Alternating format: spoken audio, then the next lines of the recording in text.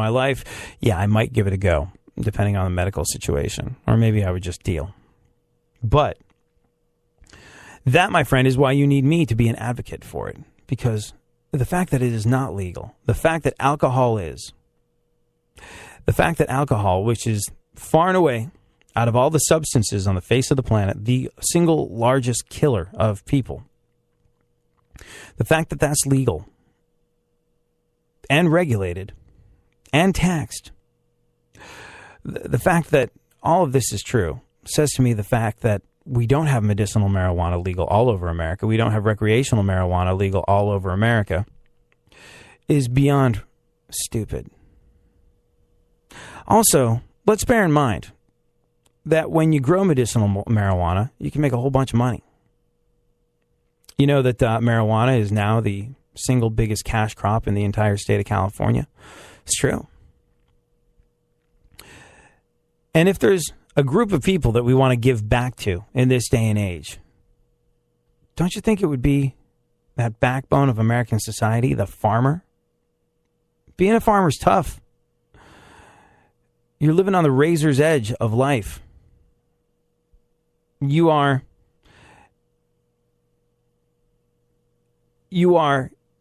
on the precipice of being destroyed by nature every single growing season.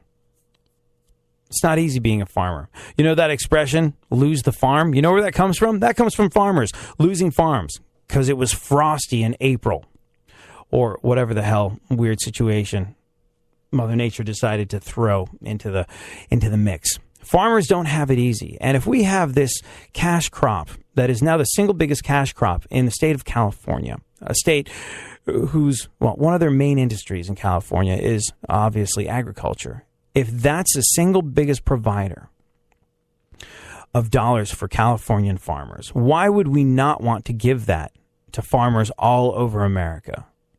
Why? Why wouldn't we want to help out the backbone of American society who live in a precarious situation at best most of the rest of the year? Tax it, regulate it, reduce cartel crime, take an enormous chunk out of the pockets of Mexican gangsters that run it across the border still. Yeah, here's the thing. We need to legalize marijuana. It's the stupidest thing in the world that it's not legalized. Like I said, I've got no interest in smoking it, and this is why I would be a fantastic advocate for it. But logically speaking, why? Why wouldn't you? At this stage in the game, I get it. Before Colorado and California and Washington and places where it became medicinally legal, before that, you were definitely dealing with a humongous seismic shift in American thinking to legalize marijuana anywhere. But now we've got it in all these places, and we should hurry up and get the rest of the country behind it. So much money to be made. So much money to be made that could be funneled into, pretty much anything we want it to be funneled into. Well, hold on. Pretty much anything Uncle Scam wants it to be funneled into. What about that Social Security thing that's going to run out for people like me? That would be cool. And yeah, we are going to have to go through all the different teething problems that something like legalized marijuana inevitably will have. And yeah, we are all looking at Colorado. And we are looking at Washington. We're looking at California going, okay, how's this going to work exactly? All right. And we're going to learn from their mistakes. But the faster we can learn from their mistakes, the faster we can make this a thing that's legal. The faster we can unburden our prison system. Take people that are doing years of time for relatively small amounts of marijuana, or for selling relatively small amounts of marijuana, that are eating through taxpayer dollars while in prison. The faster we can unburden our system by making marijuana legal, the better it's going to be for everyone.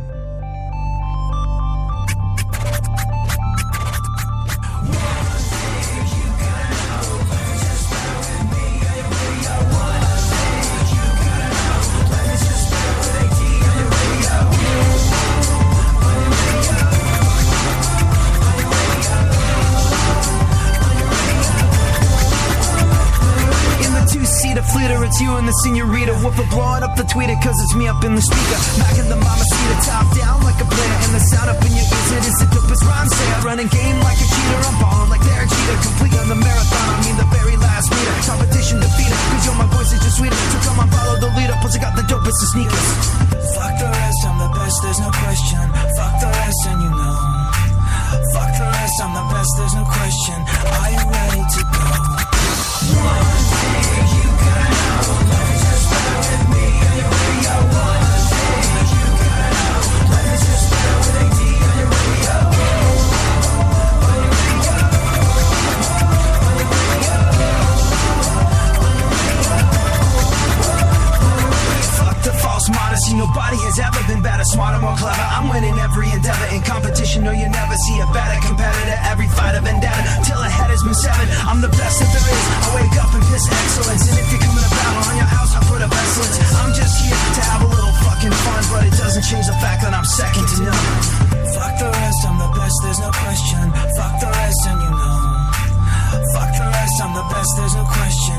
Are you ready to go? One thing you gotta know, let me just bear with me on your radio. One thing you gotta know, let me just bear with AD on your radio. On your radio. On your radio. On your radio. Fuck the rest, I'm the rest, there's no question. Fuck the rest and you know.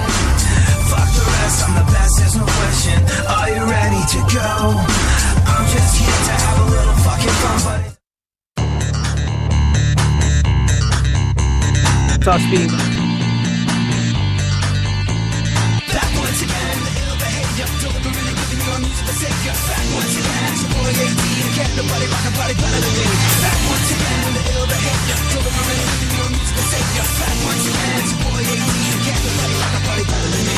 Hey, you, what's that sound? I'm coming so loud from your radio dial. AD, be getting down when you're rocking the jams. Here I am, going back once again, I'm ruling all city. Mondays are those days where, I mean, look, Mondays suck what they have always sucked. Big, swinging, distended, hairy animal things that I can't talk about by name on the radio and remain employed. But Mondays have always sucked what they've sucked. But it doesn't change the fact that, I don't know, if you're like me, you do a certain amount of questioning about the futility of life on a Monday morning when you're like, oh, God, I just need another day, just one more day.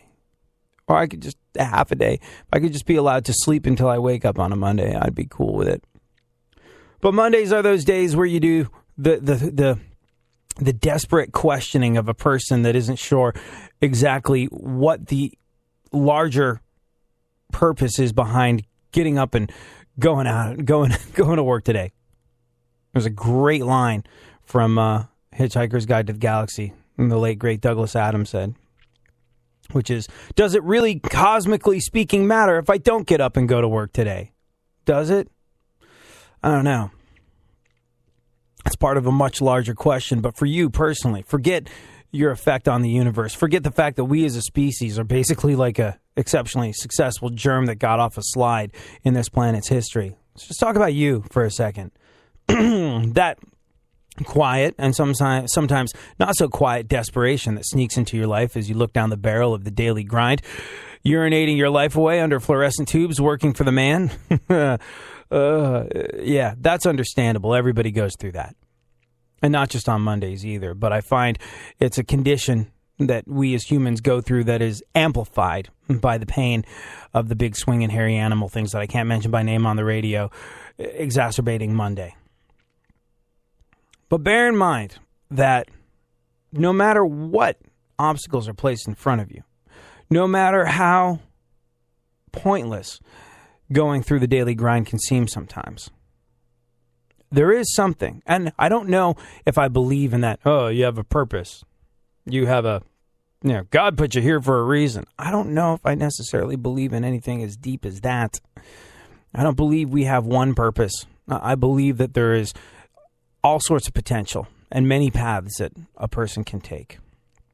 But I do know that no matter how desperate the situation, no matter how futile you feel the act of getting out of bed and going to work on a Monday is, no matter how futile you feel it is hunting for a job, if you're looking for one, no matter how futile you feel it is going to the one you have, There's something out there for you. And I'm not going to pump you full of motivational speaker BS. Be like, oh, your destiny awaits.